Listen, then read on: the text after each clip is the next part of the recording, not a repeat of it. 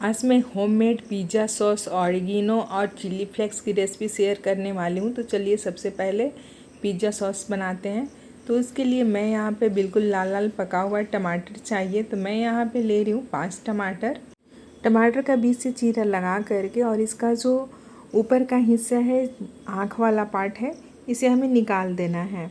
सभी टमाटर का इसी तरह से चीरा लगा करके और इसका जो बीच का हिस्सा है हमें निकाल लेना है दो दो भाग करके। यहाँ पर सभी टमाटर को काट करके और बीच का हिस्सा निकाल करके और फिर एक कढ़ाई लेंगे और कढ़ाई को हमें गरम करना है। फ्रेंड्स, सॉस जब भी बनाए ना तो टमाटर बिल्कुल अच्छी क्वालिटी का लें और लाल लाल टमाटर लें तो सॉस काफ़ी अच्छा बनेगा। तो जब कढ़ाई गरम हो जाएगा तो यहाँ पर मैं डाल रही हूँ तेल। तो यहाँ पर 2 बड़ा चम्मच मैं तेल डाल रही हूँ। अगर अब इंस्टेंट यूज़ करने वाले हैं, रखना नहीं है, तो आप कम तेल का भी इस्तेमाल कर सकते हैं। और यहाँ से 18 से 20 लहसुन की कली डाल दूँ। अगर आपके पास बड़ा बड़ा लहसुन की कली हो तो आप उसे कम ही डालें। और एक बड़ा साइज़ का प्याज को हमें बिल्कुल हल्का गोल्डन होने तक भुनना है ताकि उसमें जो प्याज का स्मेल नहीं आए।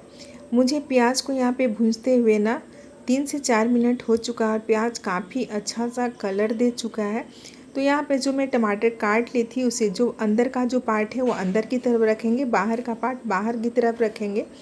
और इसी तरह से हमें जब टमाटर डालना है ना तो इसी तरह से डालना है, वो जल्दी पक जाते हैं। और इसके बाद इसमें टमाटर डाल करके हमें अच्छी तरह से तेल में मिक्स कर लेना है।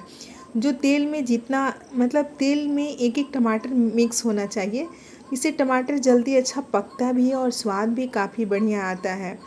तो जब इस तरह से अच्छी तरह तेल में मिक्स हो जाएगा ना तो यहाँ पर मैं ले रही हूँ अजवाइन। फ्रेंड्स, ये देसी ऑरिगेनो है। अगर आपके पास ऑरिगेनो है तो आप उसे डाल सकते हैं, लेकिन मुझे ना अजवाइन का फ्लेवर बहुत पसंद पड़ता है। ऑरिगेनो से भी मुझे अच्छा यही लगता है।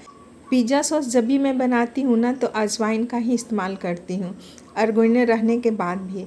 तो आप ना इसे यूज़ कीजिए या फिर ऑरिगेनो यूज़ कीजिए। ये आपकी चॉइस है, आप क्या इसमें डालना पसंद करते हैं, लेकिन दोनों का स्वाद बहुत ही ज़बरदस्त आता है।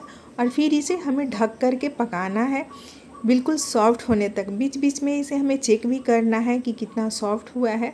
तो मैं बीच में चेक कर रही थी तो मुझे भी बहुत ज़्यादा सॉफ्ट नहीं लगा, लेकिन फिर भी मैं इसे चला दे रही हूँ। और चला करके फिर से मैं उसी साइड से, जिस तरह से मैं टमाटर डाली थी उसी साइड से मैं करके और फिर से इसे ढक के पकाना है हमें। तो फिर से मैं इसे ढक दे रही हूँ और फिर इसे खोल करके देखेंगे कि सॉफ्ट हुआ है कि नहीं। तो यहीं आप तो अभी भी देखने से ही पता चल रहा है कि कितना सॉफ्ट हो गया है टमाटर। तो सभी टमाटर को ना स्पैचुला की मदद से जान करके और उसका छिलका हमें निकाल लेना है। तो यहाँ मैं एक फॉक की मदद से ना ये छिलका हटा दे रही हूँ। आप चाहें तो चिमटा से छिलका निकाल सकते हैं, लेकिन हाथ से मत निकालिएगा। हाथ से निकालिएगा तो हाथ जल जाएंगे। और फिर इसे अच्छी तरह से हमें मैश कर देना है। फ्रेंड, ये जो मार्केट में मिलती है ना पिज़्ज़ा सॉस, उससे भी बहुत ही टेस्टी और बहुत ही स्वादिष्ट बनती है। एक बार मेरे कहने से आप घर पे बनाकर यूज़ कीजिए, फिर देखिएगा कमाल की पिज़्ज़ा में क्या टेस्ट लाता है। और फिर यहाँ पर मैं डाल रही हूँ चीनी, एक बड़ा चम्मच डाल रही हूँ। और इसमें जो पानी हल्का हल्का जो दिख रहा है ना मॉइस्चर, उसे हमें सुखा लेना है। अब मैं इसमें डालूँगी एक बड़ा चम्मच चिली फ्लेक्स। ये चिली फ्लेक्स जो है होममेड बनाया हुआ है। मैं इसी वीडियो में इसे बनाने वाली हूँ, तो वीडियो को लास्ट तक देखिए कि मैं किस तरह से ऑरिगेनो होममेड और चिली फ्लेक्स घर पे बनाने वाली हूँ। सबसे लास्ट में मैं इसमें डाल रही हूँ टमाटो केचप, जो मार्केट में आता है। इसे डालने से ना इसका कलर थोड़ा बढ़िया सा दिखने लगता है। देखिए कि उसे डालने से कितना बढ़िया इसका कलर आ गया है। तो ये हमारा बहुत ही बढ़िया पिज़्ज़ा सॉस बनकर तैयार हो चुका है। अगर आप चाहें तो इसे इसी तरह से एंजॉय कर सकते हैं, या फिर आप चाहें तो इसे ठंडा करके और मिक्सी के जार में डाल करके 1 से 2 बार चला लीजिएगा। तो मैं यहाँ से 1 से 2 बार चला ले रही हूँ इसे। मुझे ना ये थोड़ा सा जो मोटा मोटा है और जो पीस जाता है ना तो हल्का सा पतला सा हो जाता है, ये जो खड़ा खड़ा लहसुन वगैरह है, तो मुझे वो टेक्सचर थोड़ा ज़्यादा पसंद पड़ता है। अगर आप चाहें तो चलाइए, नहीं तो मत चलाइए, छोड़ दीजिए। ये देखिए कितना बढ़िया हो गया है ना। तो अब चलिए मैं आपको ना पिज़्ज़ा में इसे डाल करके दिखा रही हूँ। जब आप इसे बनाएंगे पिज़्ज़ा में डालेंगे तो पता ही नहीं चलेगा कि आपने इसे घर पे बनाया है या मार्केट से मंगाया है। और ये हमारी पिज़्ज़ा पे आपको जो भी डालना हो ना, आप उसे सारे सब्जियाँ मोज़रेला चीज़ वगैरह डाल करके आप तैयार कर सकते हैं पिज़्ज़ा को। और हमारी बहुत ही शानदार सी पिज़्ज़ा यहाँ पे तैयार हो चुकी है। तो अब मैं यहाँ पे बनाने वाली हूँ चिली फ्लेक्स। तो इसके लिए मैं यहाँ पे ले रही हूँ सूखा हुआ लाल मिर्च। आप चाहे जितना चाहे उतना ले सकते हैं। और इसे हमें बिल्कुल मीडियम फ्लेम पे ना, इसे बिल्कुल भूनना नहीं है फ्रेंड्स, हमें बस इसे गरम करना है। और हल्का सा जब इसकी मिर्च की ना खुशबू आने लगे तो हमें फ्लेम को ऑफ कर देना है।